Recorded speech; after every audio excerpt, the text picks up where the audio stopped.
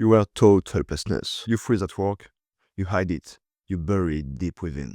Those assholes you work for are as miserable as your role models were. First, we see why I'm legit to talk about that from my personal story. Then we address the shift to full override. Why am I legit? Well, I'm 27. I've dedicated most of my time for 10 years on this. I went from 1,000 to 1 contact in my phone because of the malice all my past carries through his people. And the last person I had hoped for just betrayed me because she would rather destroy me on the starting line than raise with me. Believe me, I got a lot of experience with this. I got rid of 999 people. I'll make it to 1,000 now. Now I'm on my own, transiting. I stayed true to being virtuous, so fuck cowardice. I said that, and I'm not even part of any religion. There were as many religious ones among them as there were non-religious ones. It's to me a matter of integration. Living by God's principle is no easy task. It's hard work. I'm not religious because most of the time, the religious ones betrayed their own principle constantly. And those who are not religious, I'll take care of them in a minute. Emotional manipulation was my daily grind during my whole childhood. My parents, my dad, my mother, they knew exactly what would trigger me, what would take me down. Overall, I could not escape it. I waited, having no escape over time, and forced learned helplessness. At 19, I thought I fixed it. Not considering this, all kinds of relationships I had with anyone was resulting to this. I would get triggered, get downs. That would drive me crazy. I could not stop the vicious cycle. Then you study, graduate, get a job, and bosses and colleagues happen to exist. You get over these triggers, but not completely. Triggers block you personally, but on the professional side as well. By this time, I started improving, little by little, figuring out this. There's one piece of information that starts to shift to end this. First, you start observing. Identify the one character trait you've developed that's ruining everything. Over time, I became, still am, 10 years later, hypersensitive to everything. The hypersensitivity impact on my emotions, my triggers. When I got aware of it, I got obsessed by it. But I didn't find a solution, I had no clue. And I kept living the vicious cycle that made it worse and worse. At least I was observing some pattern here. This is from an inner perspective. On the outside, factually, my choices had led me here. Of course, my self-esteem was destroyed. So I didn't have the correct career standards. A job is a job, right? But I hated what I was doing.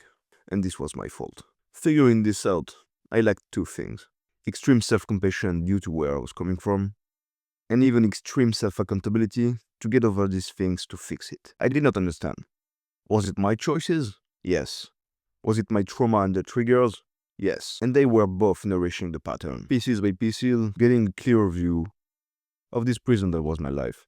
The shift was to end it right away. Breaking the pattern, ending any vicious cycle. Now, that's not the solution, but we're getting closer to it right now. The hypersensitivity I was just talking about. Trying to fix it, but feeling powerless, but getting obsessed with it. Experiencing learned helplessness, making me even more hypersensitive to it. Shifting through the breakthrough of interrupting the pattern, stopping the damage right now. After a decade of fixing trauma, I designed a custom-built assessment. Something you've genuinely never seen before. It pinpoints your number one biggest trigger, shows you exactly its causes, so you can shift faster. Link is down below. 4 minutes to complete. You're 4 minutes away from your shift. See you there.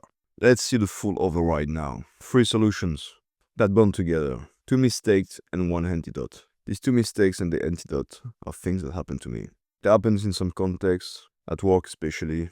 Mistake 1. I give others too much credit. Maybe polite, having social skills, strong hard skills as well, but your triggers come from social situations. There's no such thing as being empathetic towards others. You could say I was too nice, and I was. I gave people too much credit because I gave them empathy way too soon in the relationship, especially with colleagues and bosses. Like they walk on your feet, they don't respect distance, and for a profile like you and me, it is driving you crazy. They cannot understand it. That's right, because they don't know what you've been through. That's wrong, because they're lazy at the same time. Like,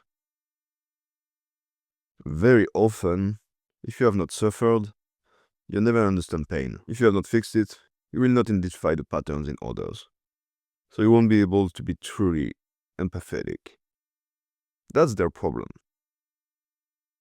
So they take things for granted with you. They invade your personal space. You raise your shield continuously, it's exhausting. So don't think they will understand. Don't think that by themselves, because you respect their personal space, that they will respect yours. Don't give credits to people thinking they will understand you. Think it through. Meaning, there's a shift of the balance of power that's required. You've suffered too much in your past. Own power. Since you have suffered so much in your past, you need to be 10 times more intolerant than people usually are. At first. Then, show empathy towards the deserving ones. Don't be nice at first. Nobody will ever step in your private zone. Ever again. This is exactly what I do. So many contexts, so many triggers, learn helplessness everywhere. I'm like, I must own myself. Again. I must get my things together. I must own it. This way you become powerful, truly powerful. You embrace power like nobody does, and you trigger them. But the authority switched. In a work context, it's fascinating. Because people are so used because of the hierarchy. My boss has the final point. Yeah, I may decide stuff you cannot decide, especially about you. But since when I was an engineer, I was the best at what I was doing, I would look at them like they're my equals. You're not above me, I'm not above you. I don't think your authority figure grants you the right to decide anything for me. That's free will, and it's not about going wild. As a matter of fact, learned helplessness made you play it way too safe. Because if you say something and someone is hurt emotionally, you put the blame on yourself. Even for no reason, even if themselves have problems managing their emotions. And bosses and colleagues, in the context where you need the most to hold appearances, it's this work context that is the worst to actually reveal any truth. Everybody shut up, moves on from everything. It's exhausting, especially for a survivor like you. Especially in the example I'm gonna give you now. Full personal example, which is some upcoming video premises. Now when people judge you in advance, they do it with me as well. 90% of people think I'm some kind of psychopath, narcissist guy. Sometimes for weeks, months, they think I'm psycho and so on. Just cause, well, I show no tolerance at all for people. At first. Then they get to know me. Or, since they're very judgmental, I get rid of them before the relationship even started. Professional or personal relationship. At some point, they figure it out. They're like, wait, he's actually a pretty cool guy. Like, he has emotions. Well, wait, maybe I was wrong about him? And then they see I'm skilled. I give maybe pretty relevant advice. I'm trustworthy, loyal. And you know what happens to most of them? They're ashamed. Because they love to be like, oh yeah, this guy, such an asshole. Like, they don't know you. So, personally, I don't do that with people. Well, we're all judgmental at first, with anyone. But I'm always sitting in curiosity, letting myself be surprised. Sometimes I'm right, sometimes I'm wrong. Since I've been working on this stuff for years now, I'm usually right. But for 10% of the time I'm wrong. Well, I'm glad I didn't let my biases run everything for me. By being intolerant at first, natural selection would operate to only let the deserving one flow in your sight and around you. This way, brittle people never stand a chance to either trigger you or to enter your life. By doing so, you don't only regain power by shifting the balance of power, but you also regain control over learned helplessness, the triggers it's composed by, and over the vicious cycles installed in you since fucking forever. So on this I mean it. I'm not playing it nice at all with people at first. I'm not an asshole either. Just show me you're a worthy human being, you behave nice, then we'll talk. Most of them cannot stand it for 5 minutes. They back out because they don't know what authenticity is like. But you'll go, Alex, that kind of freedom's got a price. And you're right. Yes, that is freedom. Its price is recovery through integrity. Let me say that one more time. You test people's worthiness by holding on to your core self from a self-respect standpoint to gain respect from others. You don't need to fix yourself, per se. Honor yourself first. Honoring yourself will fix yourself way more than, oh, I need to work on that. People say I'm sensitive. People say I get mad very quickly. People say I'm too emotional. People. People do not clean their doorstep. If that doorstep is not clean, and you've been trying at least to clean yours for years, maybe what people say is not relevant at all. Mistake 2. Stop lending your rationality to people who don't have any. That is 100% wrong. Having discussions over matter, 99% of the time, wrong. Wishing for advice or decision making from authority figures, wrong. The premise is the following: parity. Speak to your peers, speak to your equals, speak to people at your level. On rationality, let's do a quick relevant business comparison. Emotion buys. The mind rationalizes. In human interactions, the same.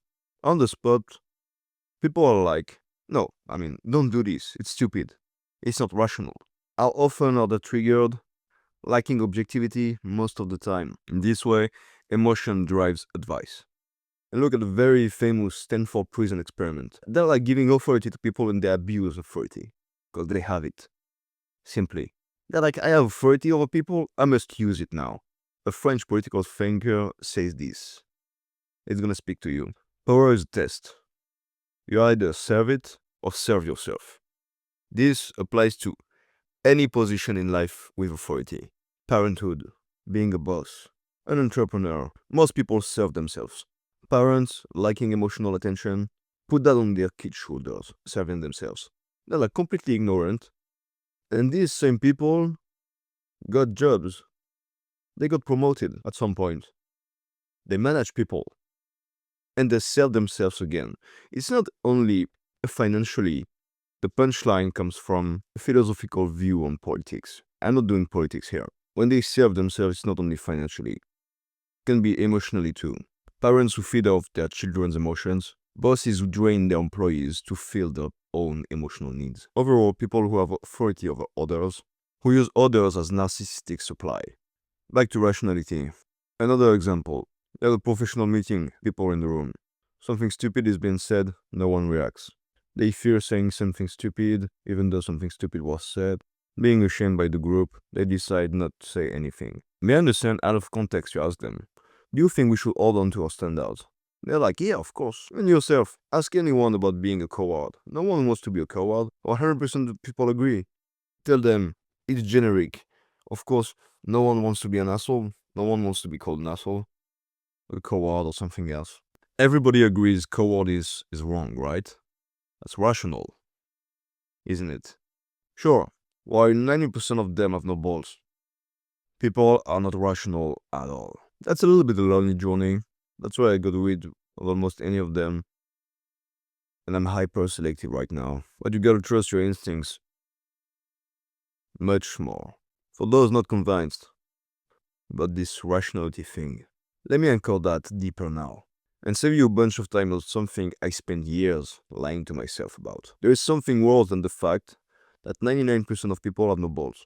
It is that they don't want to progress at all. In business discussions, especially online, many people talk about that. I won't repeat what's been said already, being the top 1%, etc. We go deeper now here. Where am I standing when I say people don't want to progress at all? Ask people, what's your value system actually? They don't have any. And the funny part, seriously, is dating apps. You see the state of society currently when you go on dating apps. If you fit in your profile, you're like, okay, you're a rational person on the basic dating apps. The apps most people use. What has completely replaced values there? Interests. So I give it a try. You fill your profile and they want you to match with someone relevant to you and so on. So you look for what you value in life. Well, I talk about honoring people, myself, integrity, dignity, stuff like that. What they propose you? Hiking, R&B, playing an instrument. You're like, what the fuck? The only one thing relevant they might propose is mindfulness. Well, mindfulness is actually relevant, but or spiritual. Yeah. Alright. So interests replaced values. You're fucking kidding me, right? You still have doubts. People tell you, no, I got values, here and that. Ask them, what's been the evolution of the values you hold on to for yourself over the last 10 years? Seriously, I can count on my hand how many people can answer that. Because your values evolve. If you have a kid, your first child, having a child transcends you. You see life differently. You shift your values, or you at least apply them, see them differently, right? But in order to be a true deserving human being, you must have values. Now, religious people have values, right? It's much easier to have values when you're religious. But being religious, to me, doesn't mean you apply it correctly, that you especially see clearly through it. It's not a judgment from me, just facts. Personally, I'm more of a son of the Enlightenment movement. Kind of. Anyways, they don't know. From this standpoint, conclusions are simple. Since values set boundaries, and people don't bother having a value system no more, then they have no boundaries. Hence, they never question themselves. They are therefore run by their primitive behaviors, rather than rationality by far. They behave like animals. At the same time, they're human. They have human consciousness, 100% run by ego. What does an animal with consciousness act like? Like a god. They all think they're gods, even though they're not even aware of it. That civilization decline. Or was it always like that? That's an open question. I mean it, it's my take. If you cannot process in your head the evolution of your value system that protects you from going wrong, that defines the good and the bad for you and for the people around you, that means you're lazy. So when these people get triggered, they are very hurt. Very, very hurt. They react with impulsivity. They neglect the fact that they were lazy. They become arrogant. They're looking down on you. They got prejudices. And they don't live on values anymore, if they ever had. They live on prejudices. Therefore, they think they are gods. And they're absolutely not. So, don't lend rationality to people who don't have any. Irrational people are not rational, that's the point. An old mentor of mine once told me, in the blink of an eye, in a split second, you can see in one eye everything he's been through. All the work he accomplished on himself. You don't even need to practice it, you detect it. They reveal it themselves constantly.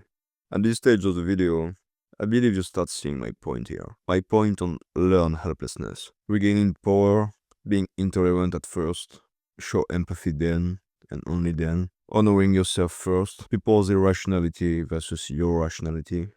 In other words, mistake 1 says, don't give anyone credits in advance to be your peer. And the second one, of course, no rationality attributed to people who don't have any. Embracing yourself this way makes you psychologically, physiologically, inherently above people. There's a good metaphor about that in the movie Matrix. It's not the blue-red pill one. It's just the moment Neo asks Morpheus, will I dodge bullets? Morpheus answers, you won't even have to. Natural selection will operate from now on with you. And the energy and the time it's gonna save you, I cannot wait for you to leave it by yourself. Sincerely. Now, let's be realistic on one thing. And probably right now in my life, the most cliché version of the lonely wolf you ever see. Since we are social animals, we live in a society, you're not gonna ditch everyone. Realistically, there are always times where you need to keep up appearances. I'm lucky I have to do it max 10% of the time now. Only when very strictly necessary. Otherwise, under 5 minutes, ditching. One way to do that is that you can show respect to someone on the outside while having no respect at all for this person on the inside. Two possibilities here. You show respect, but it's good manners. They figure out it's good manners. They take it badly, but they keep their mouth shut. Good. They're good cowards. Second, they feel you're on another level, and these stupid demonic fake gods will try to make you pay for it. Pay attention to this closely, especially with bosses, colleagues. So learn helplessness is not something you deconstruct piece by piece. It's something you refuse, something you transcend. That's trauma you need to deconstruct, but learn helplessness is a pattern you need to break right away. The exact moment you free yourself from the chains, may come late. So you may feel like it's a piece-by-piece process. Your trauma recovery journey is a piece-by-piece process. It's a big puzzle. On this map, distinguish the patterns you need to break instantly from the elements you'll need to deconstruct. These are two different kinds of operation on trauma fixing. You passing the milestone is more frictionless than you think. What creates frictions is all the resistance you undergo up until the relief. Don't confuse both. Things like those described in the first part of the video. This and only this will detach you from learned helplessness. Believe me, I tried it all. In good faith. But good faith doesn't solve anything. It fools you. And with people, good faith must be deserved. Most of them don't deserve it. I just got finally betrayed by the last, so trustworthy person of my past, who let herself go right before the finish line. This was the final event I needed to proceed to the following, 100%. Since people don't hold on to their values they pretend they hold on to, grant yourself authority power. That doesn't mean severity, even though it's tempting. I needed this last betrayal, personally, to fully embrace it. I was a believer, still, in good faith. Since then, I do not need to dodge bullets anymore. 10% of the time, keeping up appearances. Authority is not hierarchy, it's not power. You grant yourself power. Incarnate authority, value system based, onto you personally. Either impose authority over people who don't deserve to have any because they're not your peers, or share your authority with peers and peers only. If you made it all the way through, very glad and happy about it. Subscribe for the next steps and email me if needed at contact@editoutsiders.com. See you soon, bye bye.